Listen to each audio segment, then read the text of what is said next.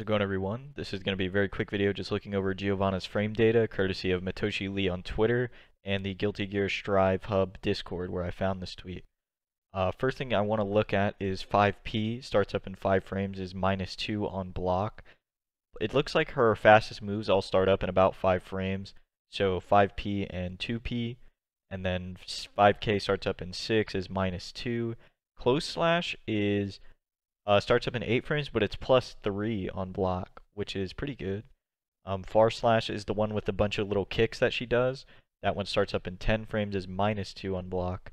5H is 11 frame startup with a -5 on block. 5D is 21 frames of startup with -15 on block. That is going to be your dust button, so the one where she can launch you. That one is obviously really negative. You can probably tell just by looking at it, it's really negative. 2P starts up in 5 frames again, so another very fast button, her fastest crouching button, and that's -2. 2K is 7 frames of startup and is -2 on block. 2 slash is 9 frames of startup, -6 on block.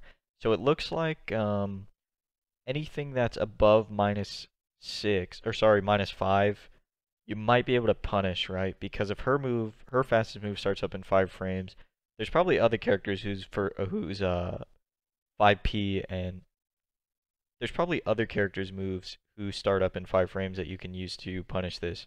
Maybe not the heavier characters like Potemkin, but maybe some other lighter ones like Milia. Milia probably can punish -5. Moving on to 2H. This is the anti-air, and this is a combo starter. It's a launch as well. And this one's going to be -8, so super punishable. 2D, this is your sweep, is only -3, but it takes so long to start up. It starts up in 18 frames, so you can definitely get jabbed out of it. 6P, your anti-air, starts up in 13 frames, is -13 on block, so super punishable. 6H, this is the one with the 2 follow-ups. You can see right there, there's 2 more follow-ups. You can stagger them to make them less minus. But they're still negative, right? So the first one is -10, punishable, and then I think what some people might start trying to do is if you block the first one and go to punish it regularly, they could stagger it and then do the second one, right? And then you get hit. It's like in Street Fighter V when when the Ken player does DP into EX DP. I think you can probably do sort of the same thing there if you want to mix them up, or try to make the most out of a bad situation. 214K. This is the one where she kicks and the wolf is sort of on her leg. I'll put a picture up. This one is 14 frames of startup in -4 on block. So it says on the little text in the game, when you look at this move, that it's hard for people to punish if you do it at the very edge because it's only -4 and it's so far away, right? So I don't think you could even punish it at -4 and the distance. 236K, this is her little drill where she flies through the air with the projectile. She can go through projectiles with it. Starts up in 23 frames, but is +1 on block, which makes sense because it takes so long to start up. 623S is her DP. It's not invincible though, and it's really low to the ground. It's kind of a weird move.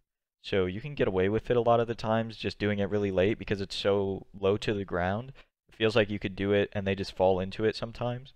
So that one starts up in 8 frames and it is -15 on block. So super negative as a DP usually is. 214S is her cross-up move. So it starts up in 30 frames and is +4 on block. This move is a little weird because I'm having trouble finding follow-ups for it. A lot of the time I'm just getting the cross-up and just taking raw damage without any follow-up. So that's something I'm going to have to lab as well. Anyways, I hope you guys learned some today. If you did, please consider subscribing.